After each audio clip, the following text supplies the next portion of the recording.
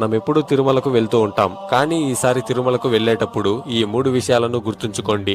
1. తిరుమల కొండపై చెప్పులు వేసుకుని తిరగకూడదు.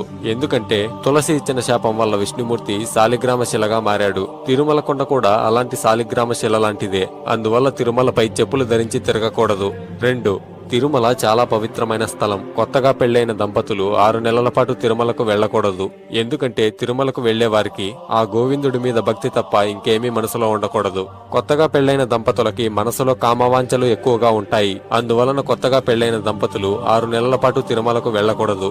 ఆ వెంకటేశ్వరుడు కూడా పద్మావతి అమ్మవారిని వివాహం చేసుకున్న 6 నెలలకి తిరుమలకు వెళ్లాడు. అప్పటి వరకు వెంకటేశ్వరుడు అగస్త్య మహర్షి ఆశ్రమంలో ఉన్నాడు.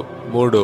ప్రతి రాత్రి బ్రహ్మతో పాటు మిగతా దేవతలందరూ స్వయంగా స్వామివారిని అభిషేకిస్తారు. అందుకోసం ఆలయాన్ని మూసే ముందు గర్భగుడిలో కొన్ని పుష్పాలని అలాగే కొంత నీటిని ఉంచుతారు. తరువాత మరుసటి రోజు ఆ నీటిలో మరికొంత నీటిని